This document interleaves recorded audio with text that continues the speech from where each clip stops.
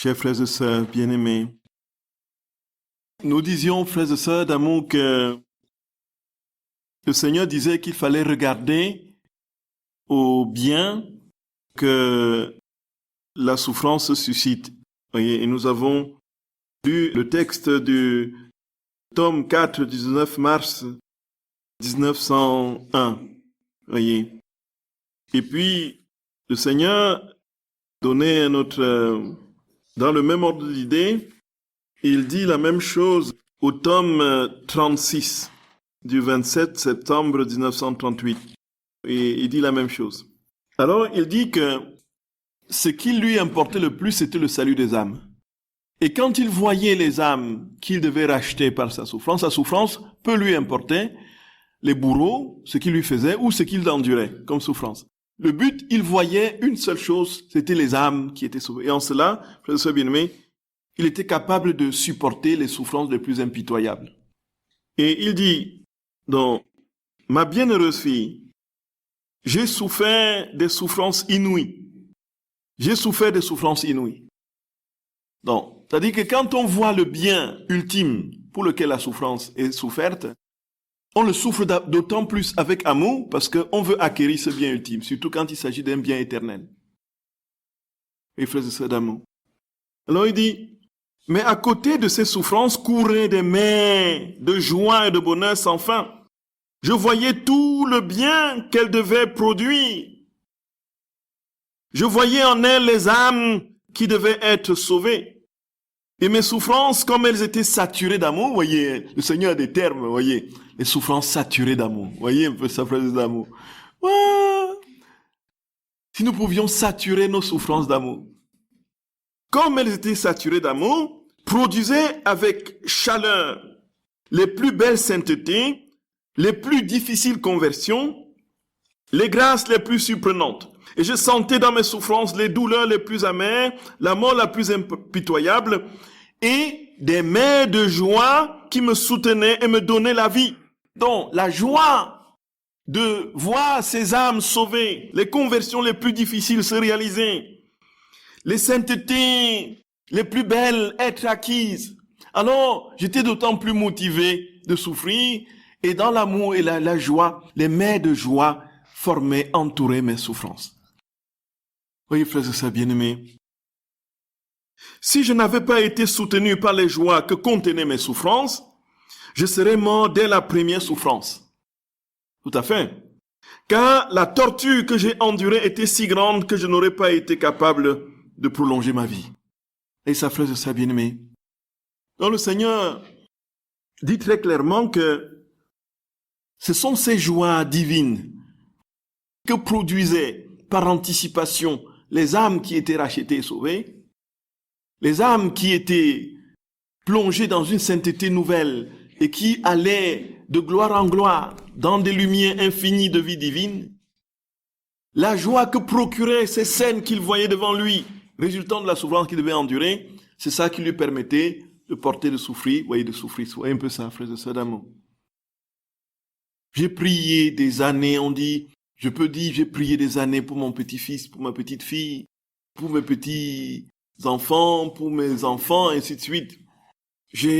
Toute la situation semble toujours plus chaotique. J'ai prié des années pour ma famille, pour ceci, pour cela. Frères et sœurs d'amour, qu'est-ce que nous avons à notre portée comme arme? Nous avons la prière, bien sûr, nous prions, mais nous avons aussi les souffrances du quotidien. Qui peut dire qu'il n'a pas souffert, frères et sœurs d'amour? Sinon, vous n'êtes pas de cette terre. Personne ne peut dire qu'il n'a pas souffert. Personne. Levez le doigt. Levez le doigt. Qu'est-ce que nous avons fait? Puisque nous ne pouvons pas y échapper, qu'est-ce que nous avons fait de cette souffrance? Le saint curé d'Ars qui disait que la croix, c'est la réalité la plus forte. C'est-à-dire que la croix est plantée au cœur du monde. Et chacun a son morceau.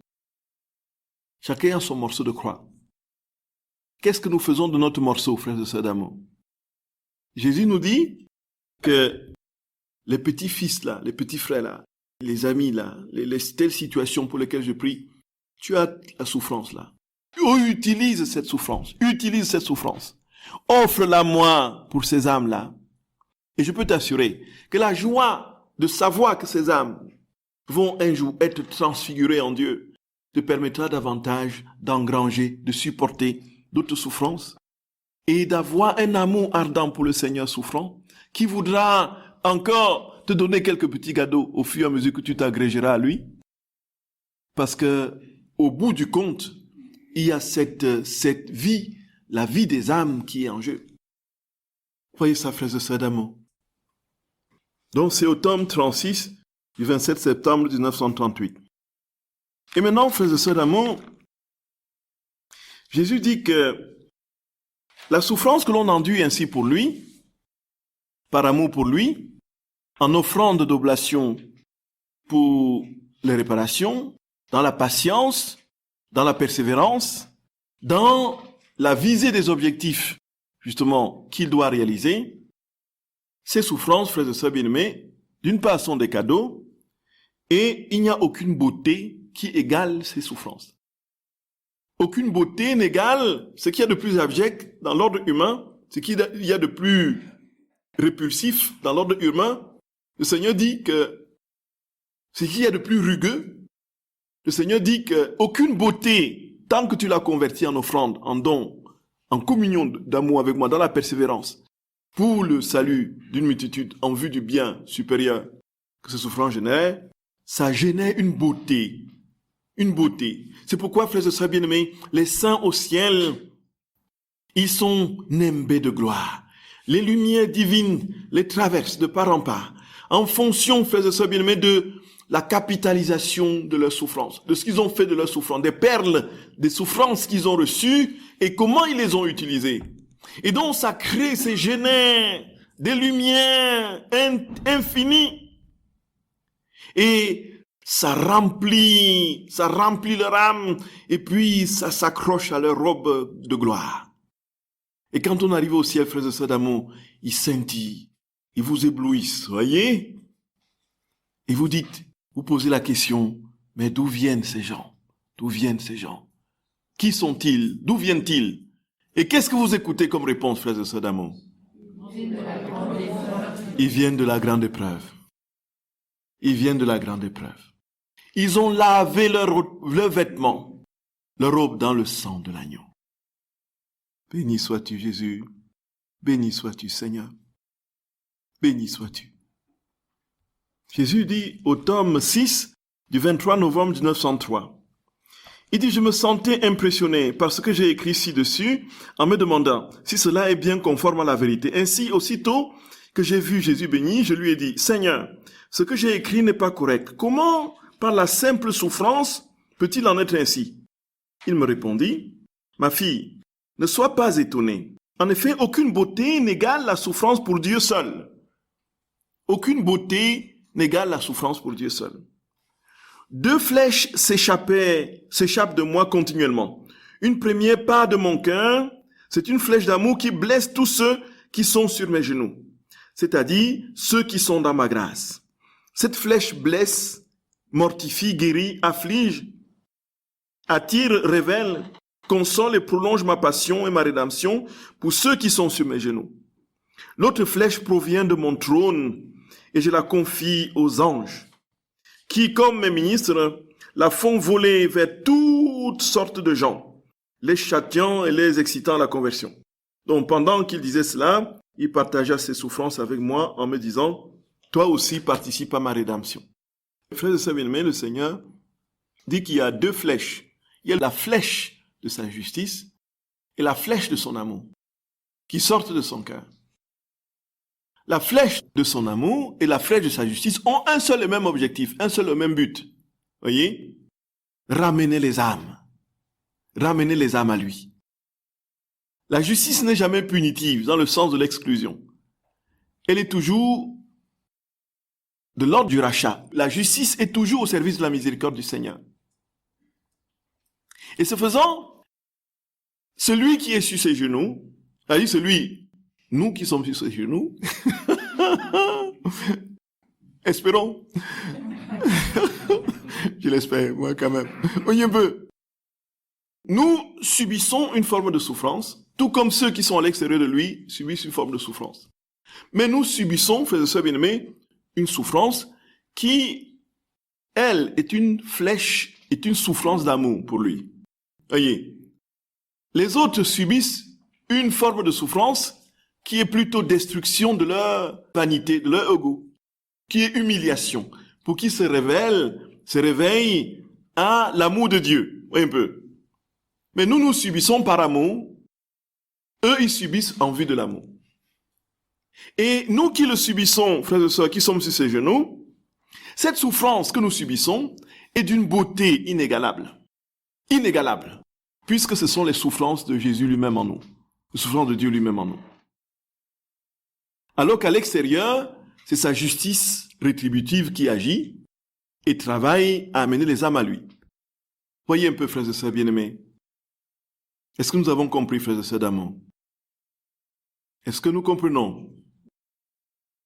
C'est-à-dire que, qu'on soit chrétien ou qu'on ne soit pas chrétien, on souffre. Voyez, vous êtes d'accord avec moi?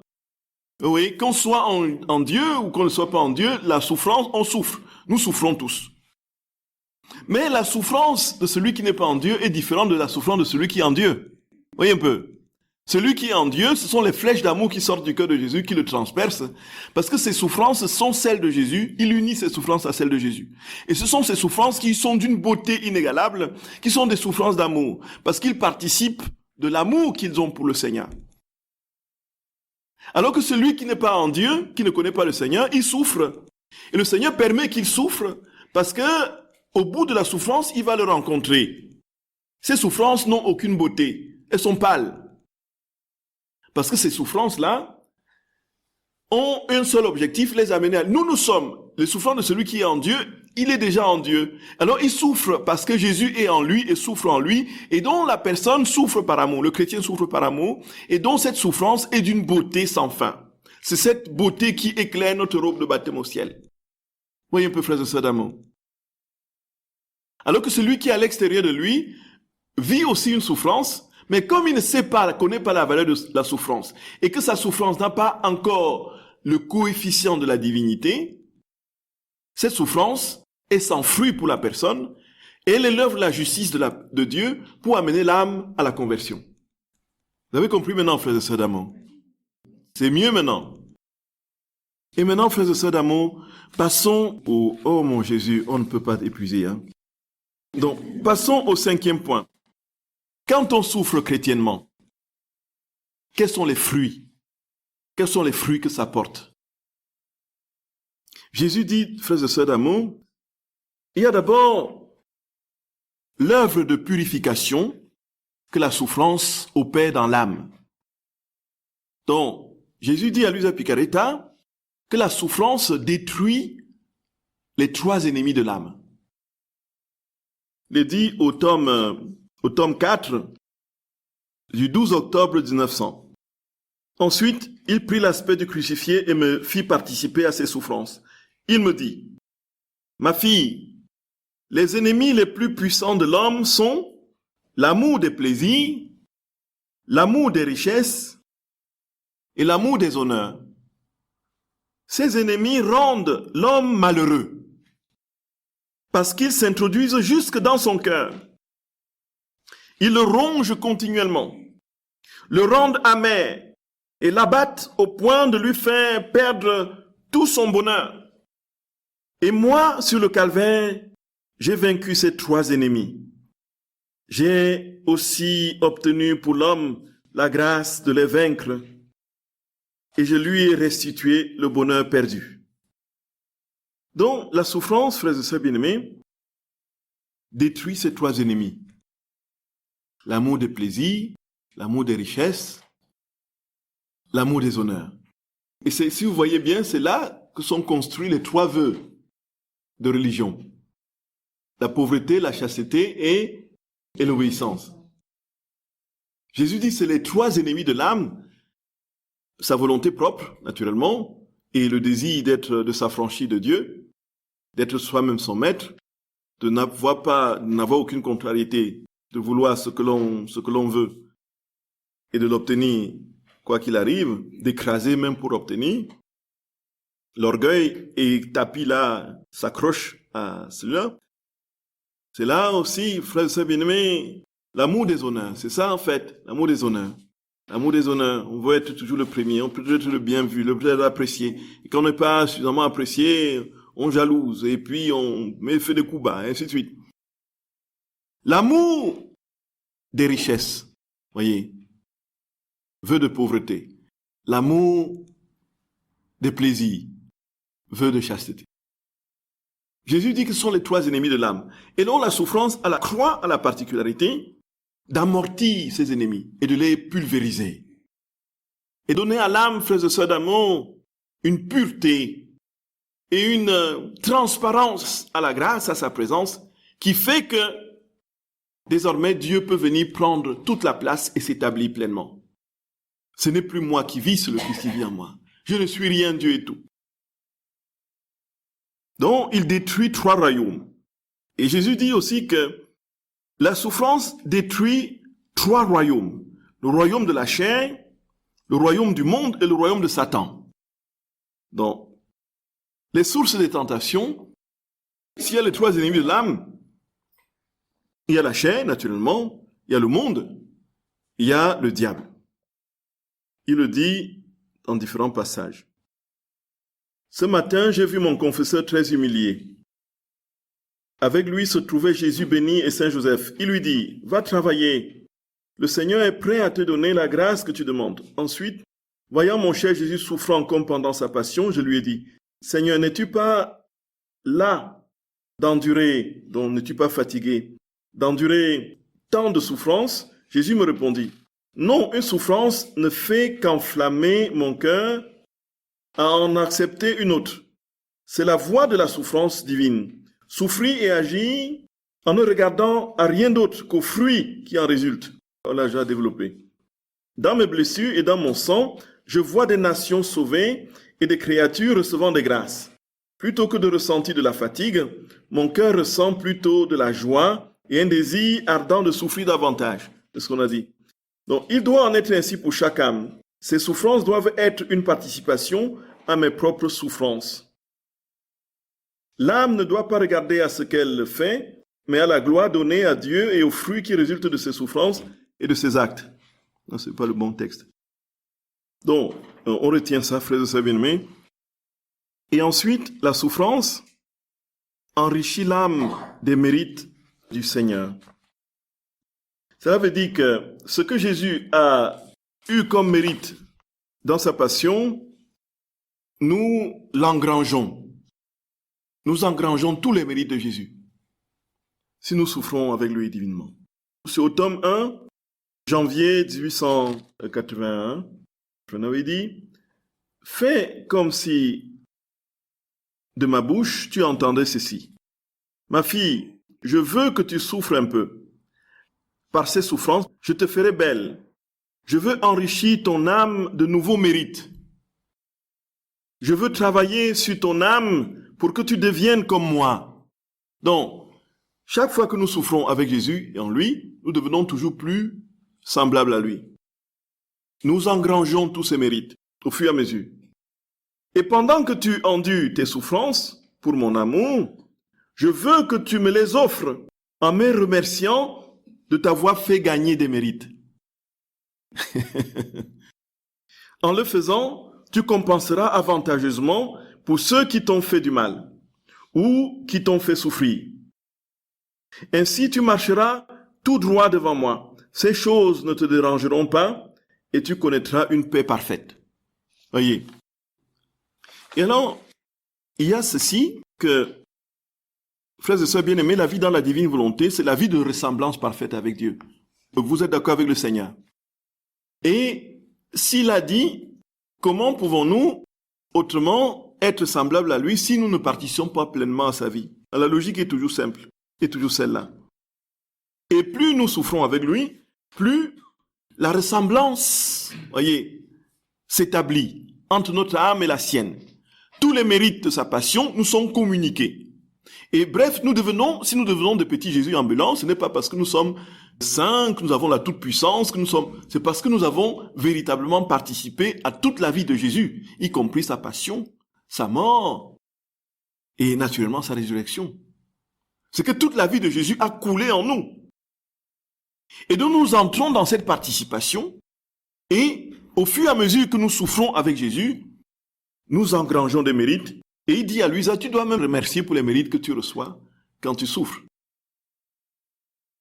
La souffrance devient la monnaie d'échange des mérites du Christ. Voyez? C'est abasourdissant. Voyez? C'est fou! C'est fou! C'est fou, frères et sœurs bien-aimés. Et ensuite, nous acquérons les mérites de Jésus et nous guérissons Jésus par nos souffrances. Et c'est ce que nous avons vu, frères et sœurs, quand nous méditions les heures de la Passion. Les 2 heures que nous avons pris. Donc chaque fois, nous déclouons les promesses que Jésus, nous déclouons Jésus de la croix, nous l'habillons lorsqu'on l'a dénudé, nous lui donnons un onguent pour apaiser ses blessures, et nous, ainsi de suite. Nous faisons revivre Jésus, nous lui redonnons la splendeur qu'il aurait eue si l'homme n'avait pas péché. La splendeur dans le temps de son incarnation. On s'entend bien. Et alors, frères et sœurs, il le dit au tome 7 du 2 octobre 1906. Ayant reçu la Sainte Communion, je me suis senti hors de mon corps et j'ai vu une personne très accablée par plusieurs croix. Mon Jésus béni me dit, dis-lui que pendant qu'elle souffre, elle peut se servir de ses souffrances pour soigner et guérir mes plaies. Tantôt elle soignera mon côté, tantôt ma tête, tantôt mes mains et tantôt mes pieds. Toutes ces plaies sont douloureuses et irritées à cause des grandes offenses des créatures. Dis-lui que c'est un grand honneur que je lui fais ainsi. Je lui donne le remède pour guérir mes plaies, ainsi que le mérite de m'avoir guéri. Nous devenons les médecins de Jésus. Voyez, nous soignons Jésus. Jésus, couche-toi là que je te soigne.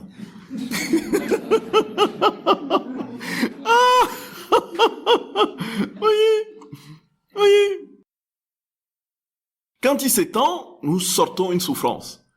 Nous l'appliquons sur sa tête avec la couronne d'épines là. Voyez, cette souffrance qui sert de, je sais pas d'alcool ou je sais pas de quoi, d'onguent, tout à fait exactement. On met ça sur ses plaies. Et puis, on arrive sur ses mains, sur son côté. Tiens bon, tiens bon, tiens bon, tiens bon, oui Seigneur, guéris ton enfant. Et nous sortons une autre souffrance, on va sur son côté, on fait le pansement, on sort une autre souffrance, on va dans ses mains, on va là où il est le clou, on fait le pansement, on sort une autre souffrance, on va. Et puis, le défi, c'est de pouvoir le guérir en entier. De soigner toutes ses blessures. Alors, il va rester les pieds. Mais Jésus nous a tout donné pour pouvoir le guérir. Il va rester ses pieds, il va rester, n'est-ce pas, la plaie de l'épaule droite. Il va rester les grandes cicatrices dans le dos, là, les grandes... Et alors, on va dire, Seigneur, je n'ai plus rien pour te soigner. Il va nous dire, rappelle-toi, telle contrariété que tu as eue tel jour, que tu as eu tel autre jour. Qu'est-ce que tu en as fait? Tu as murmuré un peu. Tu as dit, tu t'es mis dans tous tes états. Tu as dit, c'est pas digne que je souffre ceci alors que je t'aime. Et puis, nous allons le voir là, il sera à moitié soigné. Et puis, quand on aura perdu toutes ces souffrances, on va dire, Seigneur, je te demande pardon, vraiment. Et dans ta divine volonté, je vais réparer. Alors il va nous redonner les mérites de ces souffrances que nous avons perdues. Et nous allons continuer nos soins. Oui, frères et sœurs d'amour. Ça n'a pas de nom, frères et sœurs. C'est inouï. C'est inouï. Jésus attend que nous soyons ses médecins. Jésus attend d'être soigné. Et Jésus dit que les souffrances que je te donne, dis à cette âme-là que c'est une grâce que je lui donne, qu'il peut soigner mes plaies avec. Et quand nous soignons les plaies de Jésus, frères et sœurs, qu'est-ce qui se passe? Il transfuse en nous sa vie. C'est-à-dire que la santé qu'il recouvre, il nous le donne. Il nous redonne à profusion, de manière éternelle et infinie, sa vie. Et chaque fois que nous soignons une blessure, les mérites de ces blessures emmitouflent nos âmes. s'infuse dans nos âmes. Et nous soignons sa couronne d'épines, la tête transpercée de couronne d'épines, les mérites de ces couronnes d'épines, frères et sœurs d'amour, rentrent dans nos âmes. Et nous nous rendons compte au fil du temps que nous sommes toujours plus humbles. Nous ne nous prenons plus la tête pour des... Voyez, que tout ce qu'on nous dit, toutes les insultes qu'on nous adresse, que ça passe à 10 km au-dessus de notre tête, tellement notre cœur est en paix. Voyez, parce que nous avons soigné sa couronne d'épines.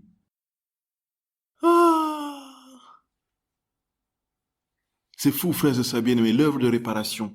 Et là, encore un autre fruit. Jésus dit que nous rachetons de très nombreux pécheurs et nous satisfaisons à la justice divine. C'est au tome 1, mois de janvier 1899, dont Jésus dit « Mon épouse, veux-tu prendre sur toi le châtiment qu'il mérite? Si tu veux retourner dans ton corps pour y souffrir, la justice divine pourra être apaisée et je pourrai faire miséricorde à cette âme. » Donc je laisse tout un long passage sur cette âme qu'il voit et qu'elle est en dehors de son corps. Comme tu peux le voir, si nos paroles, si nos raisons ne l'ont ébranlé, Donc, en fait, l'âme est tellement endurcie qu'il a tout fait, notre Seigneur, pour essayer de toucher cette âme et de fendre la carapace. L'âme a été tellement résistante, l'Usa s'est proposé, justement, de souffrir pour que cette âme s'ouvre. Voyez. Alors Jésus lui dit que tu vois bien que la justice pourra être apaisée et je pourrai faire miséricorde à cette âme. Donc, si tu veux retourner dans ton corps pour souffrir. Parce que hors de son corps, on est dans la béatitude. On est, voyez, tous ceux qui ont fait l'expérience de sortir du corps, ils ne veulent plus rentrer, un peu. Nous qui sommes là, on pleure, on gémit, on dit, s'il te plaît, rentre, ne nous abandonne pas. Ils sont là, ils disent, quoi? Ouais, ils rentrent par amour pour nous. Là, ils sont, voyez, quand ils n'ont pas encore traversé les grandes lignes pour le jugement. Et alors Jésus lui dit, comme tu peux le voir, ni nos paroles, ni nos raisons ne l'ont ébranlé. Jésus a tout fait pour toucher cette âme est restée endurcie. Et il lui a dit, la seule chose qui peut fendre la carapace de cette âme, c'est que tu souffres à sa place. Que tu rentres dans ton corps pour souffrir pour cette âme. Nous voyons, frères et sœurs bien-aimés, cette souffrance que nous vivons dans le Seigneur, dans la divine volonté, pour les âmes, a un pouvoir de rachat incroyable, y compris sur les âmes les plus endurcies. Ce que Jésus nous laisse comprendre. Il dit, pour nous, il n'y a rien à faire, dit Jésus, que de souffrir la punition qui lui est due. La souffrance, dit Jésus, est la voie la plus puissante pour satisfaire la justice divine et faire accepter la grâce de la conversion par le pécheur. C'est au tome 1. Donc il n'y a rien à faire que de souffrir la punition qui lui est due.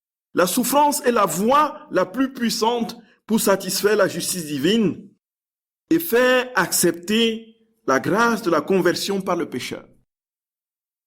Non, là où les résistances, là où toutes les prières ont été multipliées sans succès, si nous ajoutons, frères et sœurs d'amour, un peu de souffrance, un peu d'ingrédient de souffrance, c'est l'ingrédient qui manquait. Nous verrons, c'est pourquoi le Seigneur nous appelle toujours au jeûne et à la prière. Quand le Seigneur dit prière, il associe toujours le jeûne. Oui, frères et sœurs d'amour. Parce que ce jeûne, le jeûne, c'est cette souffrance que l'on endure du fait de ne pas satisfaire un besoin naturel fondamental, la souffrance qui en résulte pour un bien supérieur, le salut d'une âme.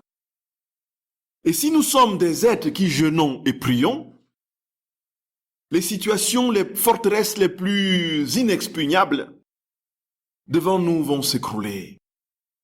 Oui, frères et sœurs bien-aimés, la puissance de la prière et du jeûne. Et si nous ajoutons un sacrifice, le jeûne c'est le sacrifice habituel, mais si nous offrons cette insulte de mon enfant, en plus de cela, nous ajoutons à cette prière, ce jeûne-là, que nous offrons à notre Seigneur, nous lui disons de venir habiter cette souffrance pour la faire sienne. Et alors, ça devient détonnant. Et au ciel, nous verrons, frères et sœurs d'amour, les âmes qui viendront vers nous, qui diront, figure-toi que j'étais dans tel coin du monde en train de... Il n'aura pas à parler comme ça, puisqu'il n'y a plus de discours. Le seul discours, c'est l'amour, voyez. Mais nous sommes dans une logique d'anthropomorphisme. Nous projetons sur les réalités surnaturelles les catégories humaines de compréhension et d'analyse. Alors, frères et sœurs bien-aimés, il nous dira, j'étais dans telle secte secrète en train de profaner le corps de notre Seigneur dans les messes noires. Et puis, il y a eu le jeûne là que tu as fait pendant 1 mois consécutif pour le salut des pécheurs là. J'ai vu une lumière un jour venir pendant que j'étais en train de préparer une cérémonie macabre. Une lumière venue soudainement m'envahit. Et j'ai commencé à paniquer. J'ai commencé à douter de ce que je faisais. Il y a un prêtre qui raconte dans un livre comment il est sorti du satanisme, voyez. Ou la mère Marie-Yvonne de Malétroit, qui va souffrir, pendant que le Saint-Sacrement était en train d'être profané, voyez. Le Seigneur dit, si tu offres ta souffrance, je vais... Et le Seigneur, par la souffrance de mère Marie-Yvonne, il est allé dans le cercle satanique, l'hostie s'est volatilisée. L'hostie s'est échappée de leurs mains. Ils avaient déjà mis le couteau dans l'hostie. Et l'hostie saignait déjà. Et l'hostie est venue dans la cabane où était mère Marie-Yvonne avec le Père, s'est placée sur la branche près de la cabane comme ça. L'hostie s'est placée sur la branche. Elle a eu le temps de s'échapper grâce aux prières et aux sacrifices de mère. Voyez un peu ça. Frères et sœurs d'amour. Et on voit sur les photos qui ont été prises, l'hostie sur la branche avec le sang qui coule sur l'hostie. Nous pensons, frères et sœurs d'amour, que nous irons au ciel comme ça, sans aucune... Le Seigneur a entraîné Luisa Picaretta pendant 20 ans. Dans les vertus de dépouillement, de mortification, voyez, quitter les facilités, ne pas se vautrer dans tout ce qui nous distrait de Dieu. Entrer à l'intérieur de soi, vivre cette intimité avec lui à l'intérieur et non à l'extérieur. Chercher la droiture d'intention, la pureté d'intention, tout est une question, frères et sœurs bien-aimés. Les préparations, les dispositions du cœur sont là pour que le cadeau nous soit donné pleinement et parfaitement. Il y a ces dispositions. Je ne peux pas, sur un amas de rancœur, de rancune, de prétention, de vanité, d'orgueil, j'ai beau multiplier les actes préalables le matin en disant Jésus, viens, fais ceci en moi, viens, fais cela en moi, viens, fais ceci, viens, fais ceci, viens. Même si j'ai pris 2 heures ou 3 heures pour cela, il va dire, où est-ce que je vais venir? Où est-ce que je vais rester en toi? Où est-ce que je vais rester? J'ai beau venir là. Oui, je suis là, mais il reste à la porte. Il dit, je n'ai pas de place là. Libère ton cœur, libère ton cœur. Libère ton âme. Et une petite souffrance endurée par amour pour Jésus, frères et sœurs, a une valeur incalculable. Et Jésus dit que une joie divine est donnée à chaque souffrance, est donnée et procurée à l'âme par chaque souffrance qui est endurée par amour pour lui. Frères et sœurs bien-aimés, c'est cette contradiction, ce paradoxe incompréhensible entre l'intensité de la souffrance que vivent les mystiques, les saints, et la joie surnaturelle qui s'en dégage. Comment est-ce qu'on peut vivre autant douloureusement, vivre des peines, des tourments, en n'en plus finir, et dire bienheureuse délice. Et ils décrivent toujours, c'est-à-dire qu'ils vivent intense, la souffrance est terrible, terrible, terrible, terrible. Mais en même temps, à côté, de manière concomitante, une joie inexplicable que ne peut pas procurer directement la souffrance? Frères et sœurs d'amour, expliquons l'équation. Résolvons l'équation. Comment est-ce que la souffrance en elle-même, qui est plutôt source de tristesse, d'angoisse, voyez un peu, peut paradoxalement constituer un motif de joie? Comment est-ce qu'une joie peut se dégager d'une souffrance? Frères et sœurs d'amour, qui peut nous aider? Il y a tout ça, il y a tout cela.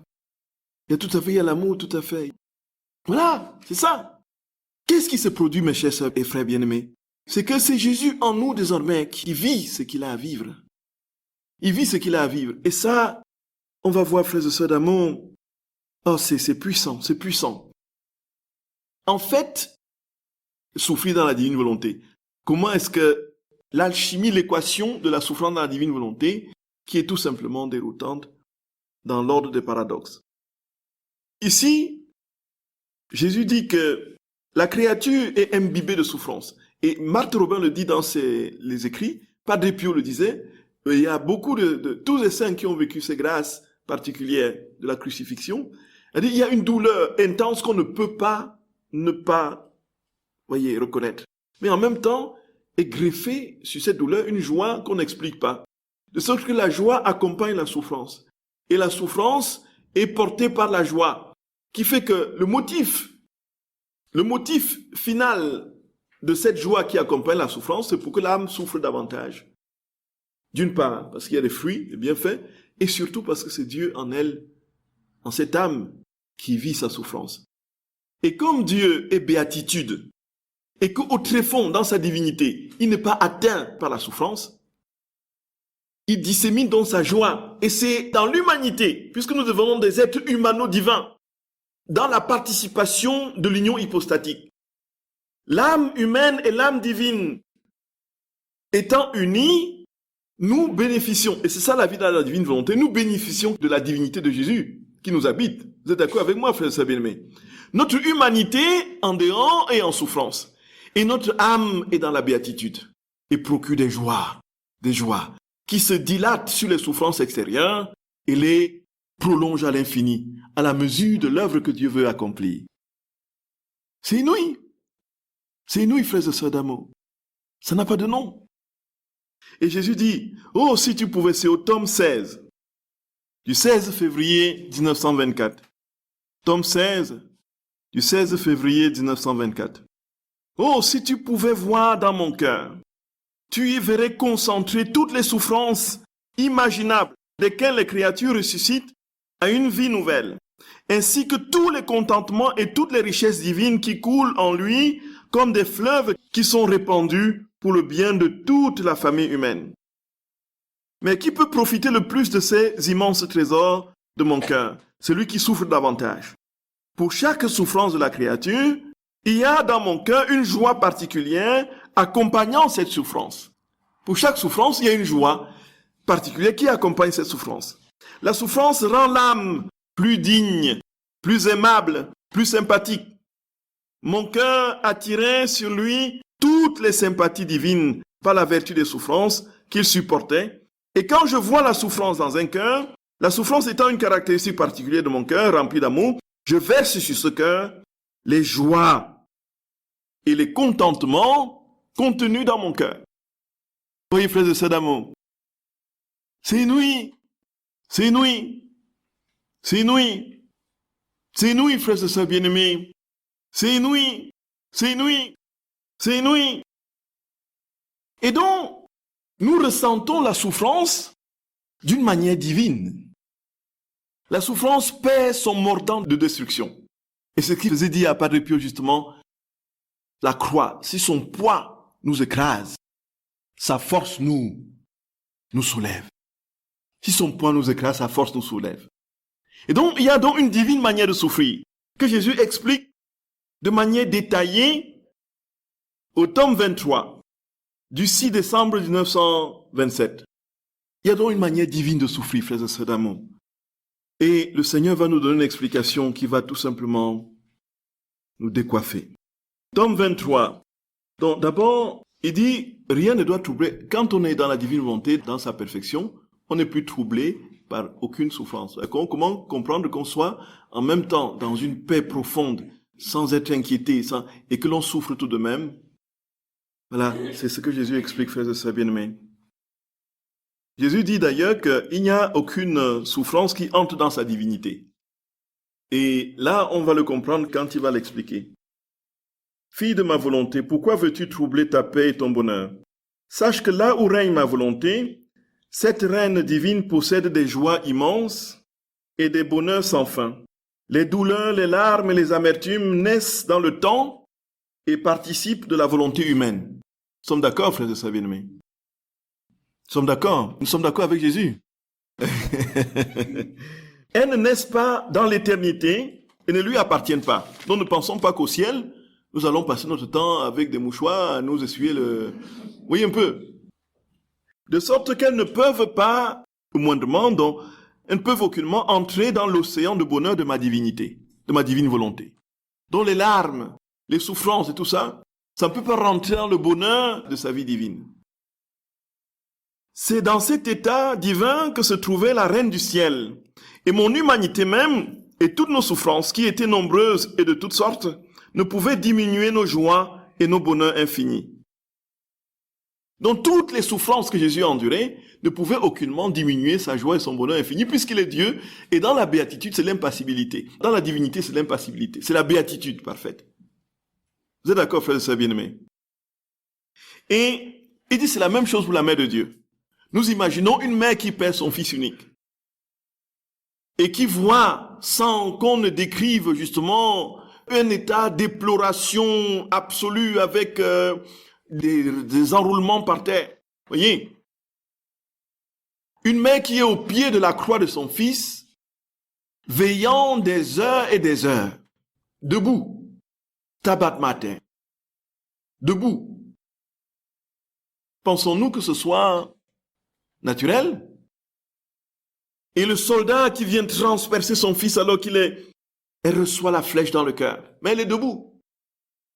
Jésus dit que sa mère participait, parce qu'elle était dans la divine volonté pleinement, elle participait aux joies immenses, infinies de la divinité. Mais elle souffrait tout de même dans son humanité. La vie divine en elle lui procurait des immenses mers, et en même temps qu'elle bénéficiait de cette béatitude, cette paix, cette quiétude que rien ne venait troubler, en même temps elle souffrait dans son humanité. Nous voyons donc la concomitance et la conjugaison de la souffrance et de la béatitude dans la divine volonté. Oui, frères et sœurs d'amour. Et il dit, ainsi, tes délires, tes pleurs et tes troubles, lorsque tu ne me voyais pas durant quelque temps, étaient des restes de ta volonté humaine. Ma volonté n'admet pas ces faiblesses. Et comme elle ne les possède pas par nature, ma volonté domine la souffrance là où elle règne. Elle la chasse et ne lui permet pas d'entrer dans le bonheur dont elle a comblé la créature. La souffrance ne trouverait pas d'endroit où se mettre dans l'océan de bonheur infini de mon adorable volonté lorsqu'elle règne dans la créature. Ne veux-tu pas qu'elle règne en toi? Alors pourquoi t'inquiéter du changement que tu ressens dans ton âme? Alors qu'est-ce qui se passe? Quel est le changement qui se produit dans l'âme de Louisa? En fait, Louisa s'est rendue compte qu'au début, quand elle souffrait, elle était profondément abattue. Elle était dans tous ses états.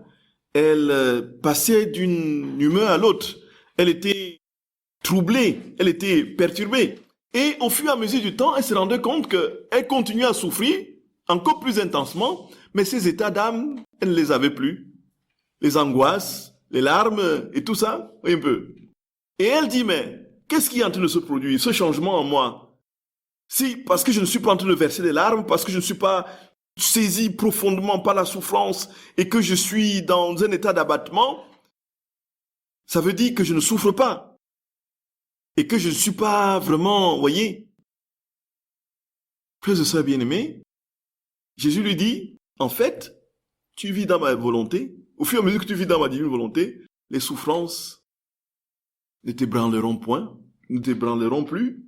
Tes états d'avant, là où tu sentais combien tu étais, voilà, éploré et tout ça, il n'y a plus ça.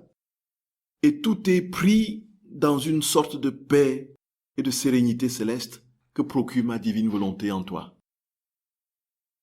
Ah, voyez ça, frères et sœurs d'amour. Voyez ça. Ça n'a pas de nom.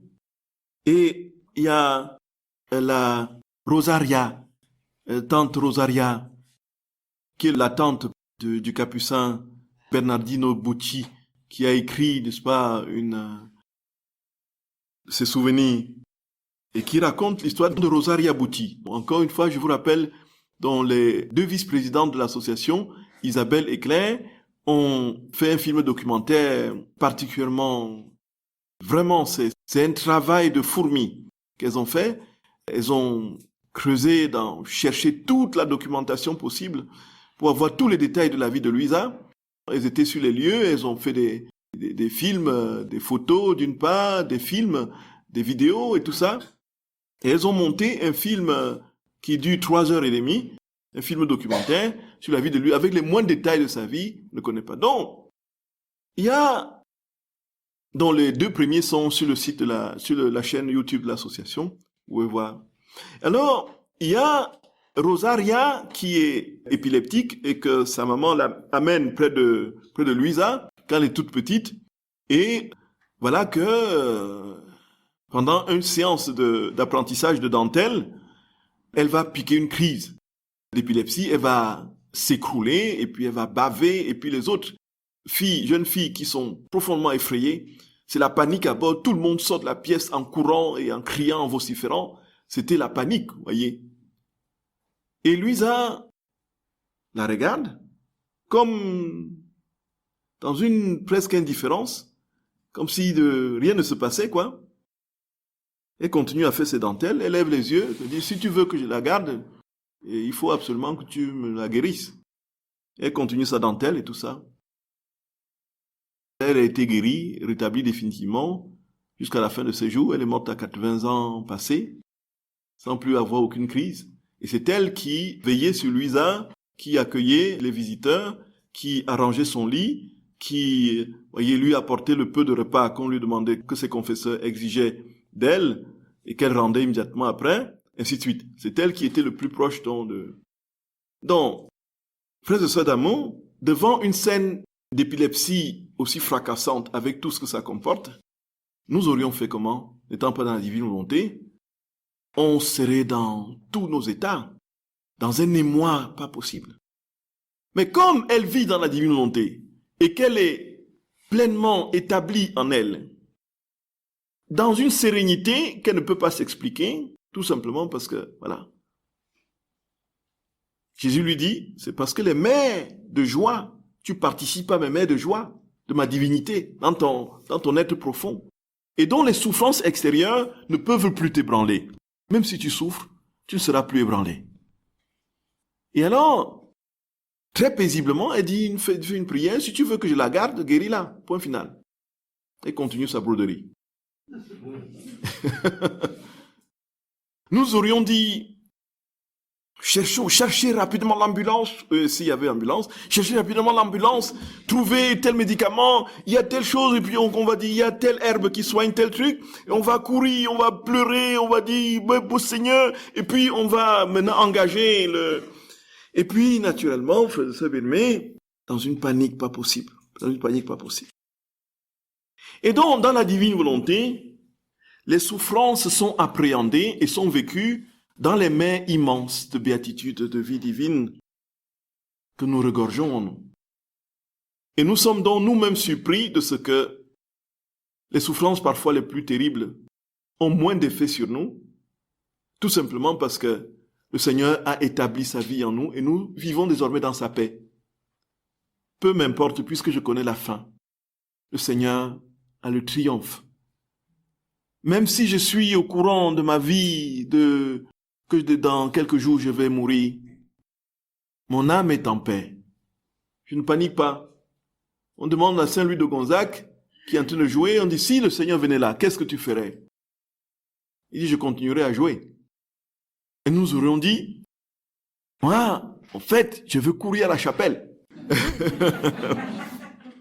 Je serai à genoux devant le Saint-Sacrement pour que lorsqu'il vient, un peu, il me trouve devant le Saint-Sacrement à genoux. Voyez, on échafauderait, n'est-ce pas, un ensemble de scénarios comme ça. Mais l'âme qui est en Dieu vit dans une paix divine. Et quoi qu'il arrive de l'extérieur, cette âme, frères et sœurs bien-aimés, est profondément et divinement apaisée. Vous avez remarqué qu'on ne pourra jamais finir le thème, frères et sœurs d'amour. On ne pourra jamais finir. Et il y en a des quantités. Il y en a des quantités. Seulement pour les heures de la passion comprises dans le document, avec tout ce qui se rapporte aux souffrances et aux croix, pour le tout petit peu que j'ai trouvé, le tout petit peu que j'ai pris, je suis à 423 pages, voyez. On ne pourra pas épuiser. La prochaine retraite sera sur la Vierge Marie. Si le Seigneur d'ici là n'a pas encore établi son règne. Voyez.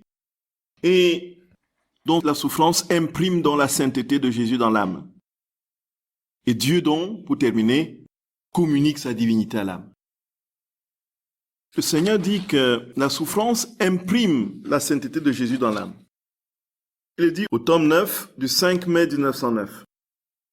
Il dit, je me trouvais dans mon état habituel quand mon bienveillant Jésus me dit d'une voix douce, ma fille, les mortifications, les misères, les privations, les douleurs et les croix servent pour qui sait bien les accueillir, à graver ma sainteté dans leur âme. Donc si nous savons bien accueillir les croix de nos vies, le Seigneur, par les croix, grave sa sainteté dans nos âmes.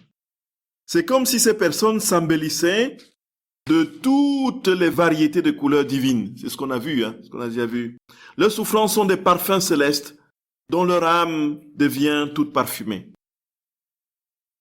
Et donc, ces mêmes souffrances nous donnent quelque chose de la divinité de Jésus. Il est dit au tome 7 du 12 juillet 1906. Alors il dit, après avoir grandement souffert à attendre Jésus, je me sentais fatigué et sans force. Jésus vint et me dit, ma fille, tout ce qui est souffrance pour la créature est comme une lance qui transperce la créature d'un bout et touche Dieu de l'autre. Et à chaque fois qu'il se sent ainsi touché, Dieu donne quelque chose de sa divinité à la créature. Voyez? Donc chaque fois que Dieu permet une souffrance, que nous accueillons comme il se doit, une part divine s'instaure dans notre âme. Une part de la divinité s'inscrit en nous. Une part de Dieu s'inscrit en nous. Donc, autant de souffrances accueillies, autant de vie divine que nous avons engrangées. Et autant de splendeur, de suavité que nous aurons dans le royaume du ciel. Ah, béni sois-tu, Jésus d'amour. Nous te rendons grâce de tout notre cœur pour ces vérités que tu mets à notre intelligence. Te supplions de les graver dans nos cœurs, Seigneur, et de nous permettre de savoir t'offrir promptement toutes les contrariétés de nos vies, toutes les souffrances, toutes les difficultés, que nous ayons les regards fixés sur toi, Seigneur, et sur le projet que tu veux réaliser par ces souffrances que tu permets dans nos vies. Nous te prions humblement, Seigneur, que les souffrances que tu ne veux pas voir disparaître selon nos désirs légitimes, qu'elles servent, Seigneur, selon ton plan et ton projet. Immerge-nous en toi, Seigneur, et donne-nous de tout vivre dans ta divine volonté. Que nos souffrances soient le lieu où tu viens t'inscrire, soient le matériau de réparation uni à tes propres souffrances. Que nos souffrances, Seigneur, soient ton habitacle, là où tu viens transformer les situations les plus complexes des âmes par le biais de ces souffrances que nous t'offrons. Jésus d'amour, nous avons confiance en toi. Te supplions, tu vois jusqu'où nous sommes loin, très très loin, de correspondre à ces vérités. Mais nous comptons sur toi, Seigneur. De tout notre cœur, nous comptons sur toi. Viens à notre secours, Seigneur. Viens à notre secours. Viens à notre secours. Arrache-nous à nous-mêmes. Prends notre volonté. Donne-nous la tienne, Seigneur. Et libère-nous de nous-mêmes. Établis-toi en nous, Jésus. Établis-toi en nous. Et vis ta vie en nous. Souffre en nous. Rends gloire à ton Père en nous. Adore-nous, aimons-nous. Fais tout en nous, Jésus, pour que ton règne vienne dans les créatures. Nous avons confiance en toi, Jésus. Nous avons confiance en toi. Nous avons confiance en toi. Je vous salue Marie, pleine de grâce. Le Seigneur est avec vous. Vous êtes bénie entre toutes les femmes. Et Jésus, le fruit de vos entrailles, est béni.